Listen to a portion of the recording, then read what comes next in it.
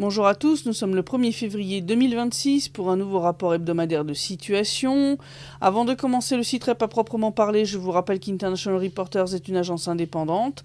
Nous ne recevons pas de valise de cash du Kremlin, donc si vous voulez nous aider à continuer notre travail, vous pouvez le faire soit via la plateforme Boosty, via un don mensuel ou ponctuel du montant de votre choix, soit via la plateforme Hippolink. Vous pouvez faire un don ponctuel ou acheter l'une de nos photos. Je rappelle aussi que bon nombre des contenus que nous publions le sont exclusivement sur Telegram.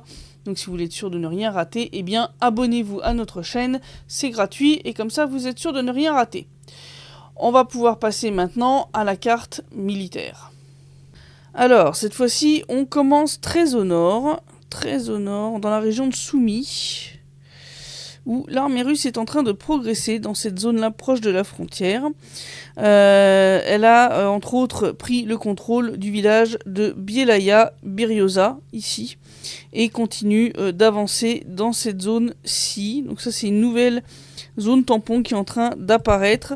Alors pour vous situer un petit peu, Souja, la zone qui avait été envahie par l'armée ukrainienne en 2024, se trouve ici. Donc là c'est vraiment une toute nouvelle zone ici, tout au nord de la région de Soumy, la ville de Soumy elle-même étant ici. Alors, si on descend un petit peu en région de Kharkov, l'armée russe ici a pris le contrôle du village de Zilyonoye, ici, donc c'est au sud de Borisovka, et c'est donc au sud-ouest de Volchansk, donc c'est petit village ici.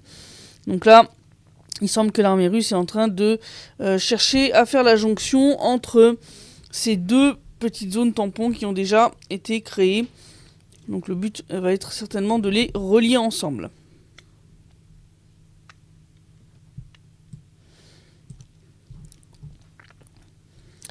Alors, ici aussi, donc là on est toujours en région de Kharkov, on est au nord de Kupiansk. On voit que l'armée russe progresse ici vers Chungunovka. Chungunovka qui est ici, donc là vous voyez, cette zone-là, ça a été pris récemment par l'armée russe.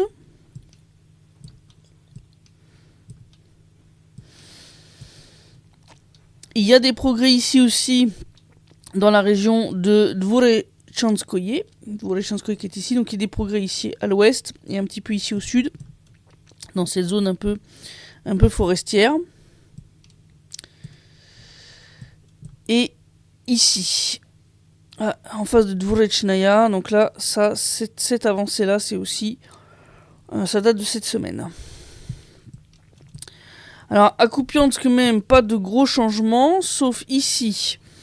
L'armée russe est entrée dans Petropavlovka, à l'est de Kupiansk. Et plus au sud, l'armée russe ici a avancé au sud de Boguslavka, ici. Donc il semble que l'armée russe essaie de refermer plusieurs petits chaudrons pour stabiliser un petit peu la ligne de front dans cette zone-là. Pour l'instant, dans la zone du front de Krasny-Liman-Slaviansk, pas de gros progrès. Au sud des Seversk, par contre, l'armée russe a avancé dans Reznikovka, ici. Et elle a aussi avancé ici, vers Nikiforovka, le village de Nikiforovka ici. Donc là, ça avance ici aussi. Donc il y a des petites avancées à cet endroit-là. Pour l'instant, c'est pas encore énorme, mais ça avance. Alors, à Konstantinovka. La bataille est toujours en cours ici dans le centre. Et ici, au sud de Konstantinovka, l'armée russe a lissé la ligne de front en prenant le contrôle de Berestok, voilà, qui est ici. Donc ça, c'est fait. Donc c'est un village qui est au nord, vous voyez, du réservoir ici de Klebanbuik. Donc on avait pris toute cette zone-là, il restait ici une irrégularité, ça a été lissé ici.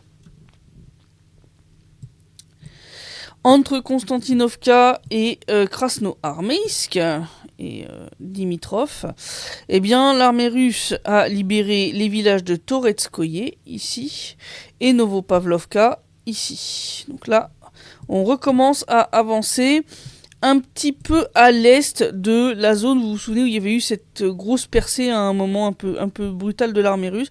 Donc là, il semble qu'on contourne un petit peu par l'est, certainement, pour revenir ensuite vers cette zone-là. Pour l'instant, pas d'autres gros mouvements dans cette zone-là. Des petites avancées ici, entre Kotlino et Grishino. Mais c'est principalement des champs. Donc vous voyez, il y a quelques champs là, supplémentaires qui ont été pris par l'armée russe. Alors on continue de descendre. Donc là, c'est la région de Dnipropetrovsk.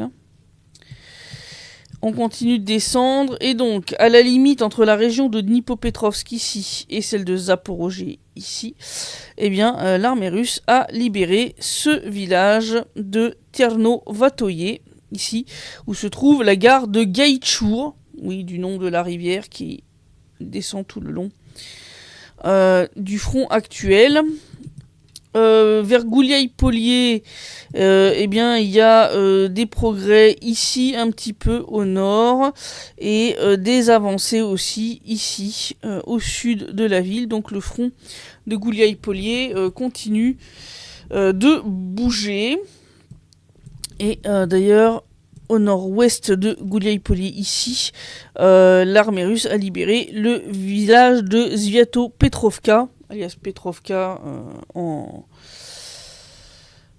ukrainien, mais en russe c'est Sviatopetrovka, voilà, ici. Donc le front de Gouliaï-Polier continue d'avancer, donc ça, vous voyez, ça continue, donc on continue ce contournement ici par le nord de la ligne de front fortifiée qui se trouve ici et qui passe par Oryechov. Et alors on va terminer ici, à l'est de Stepnogorsk ici, où l'armée russe a progressé ici à Lyukhanovskoye et elle a libéré Novo-Yakovlevka, donc ce village qui est ici. Voilà, donc tout ça, ça avance lentement mais sûrement. Et comme vous pouvez le voir, par exemple ici, la ligne de front est maintenant plus très loin de Slaviansk, ici, et en région de Zaporozhye.